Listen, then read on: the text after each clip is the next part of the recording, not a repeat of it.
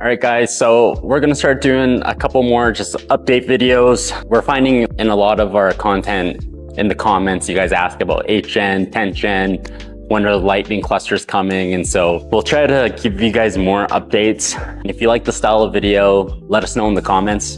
So basically, there's been a lot we've been working on. So we finished off obviously the 9th generation 92 to 96 standard 85 mile per hour clusters. And you'll see like we added the 90 tick, though I understand that the speedometer only goes to 85. With that being said, the lightning clusters, which have the 120 mile per hour versions, we were trying to figure out if there was a way to calibrate the 120 mile per hour faceplate.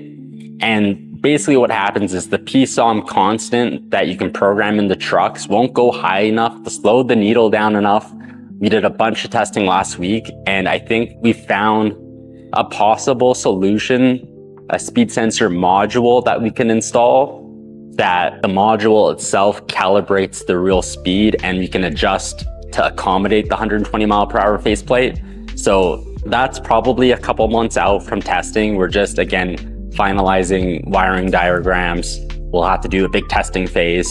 So hopefully in the not too far future, we can take a truck that doesn't have 120 mile per hour faceplate, right? The guys with the 85 mile per hour faceplates, and accommodate the 120 mile per hour faceplate. So that's something we've been working on. We've also got the kilometer per hour faceplates completed, and we're hoping to put those on our site end of this week. And that's really for the Canadian market and the Mexico market. So that will be done right away. And then we just got, a lot of you guys are asking about new needles, and needles are really hard to make because they've got to be perfectly balanced. And there are differences between 92, 93, 94 to 96 in terms of the diameter of the actual housing that sits on the needle. And again, they've got to be perfectly balanced. And so it's really tricky, but we've decided to go with the needle paint route. So if you guys want to update your needles and change the color of the needles, we'll be having a tutorial on how to actually do that. And we put together little kits for painting needles. So that is happening. Lightning clusters. So again, we're hoping to get product pictures and all that stuff done this week, and next week have them launched. And I'll show you just a quick preview of the lightning cluster itself. We've taken a lot of time just to try to make something that's cleaner, sportier, looks super stock. And we did add the lightning logo. Now we've been trying to get in touch with Ford to get licensing to use the lightning logo. And it's been kind of difficult. They want all these criteria and they want us to have licensing from like Disney or Chevy. And it's like, guys, we just sell Ford parts. Why would we get licensing from these other companies? So that's been tricky. So we are in no way associated or affiliated with Ford. So if you decide to make a handful with the actual lightning logo in there, buyer beware. We might not have those up forever because we might get into some trouble with Ford for actually having those out. We want to do things the right way, but I know you guys are just big enthusiasts. So maybe if we don't have them out publicly, you might just want to send us a message to get an actual lightning emblemed faceplate. So let me show you guys what those look like.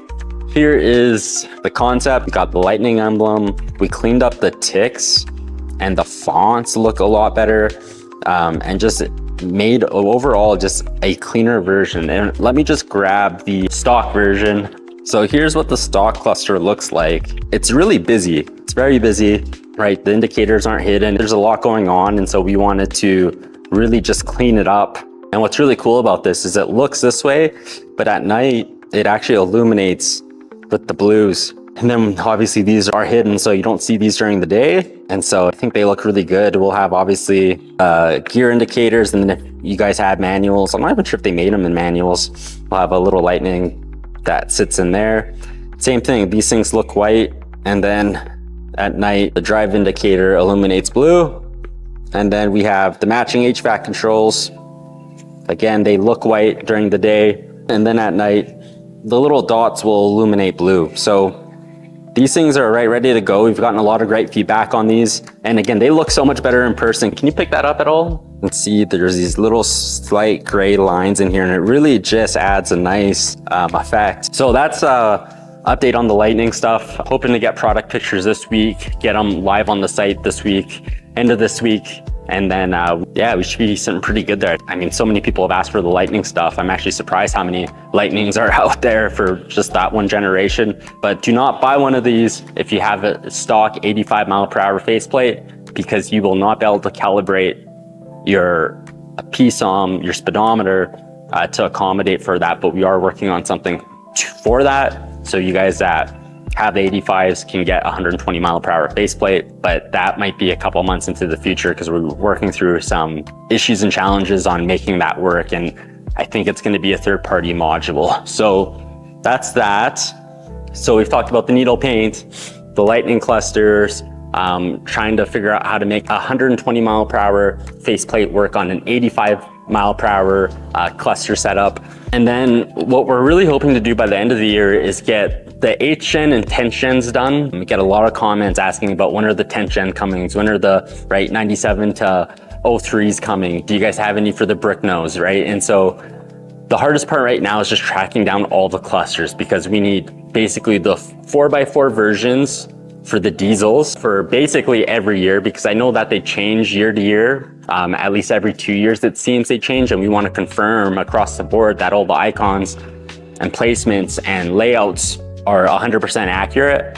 And then we need that, the same thing for XLTs, so gassers with tack and gassers with no tack for all those years. And that's just for the 10th gen. And then for the 8th gen, again, it's the same thing. So if you guys have clusters that you aren't using, reach out. We're looking to track them down. We'll either give you a free cluster kit in exchange or just buy it off you if you don't have that style of truck anymore. So let us know in the comments, send us a message. We'll leave an email if you guys want to reach out. And that's kind of the update. Oh, one other thing, Hydra Chips, Power Hungry Performance reached out. They've been super good to us. They've asked us to come down to Oregon for the No BS OBS truck show on the 15th.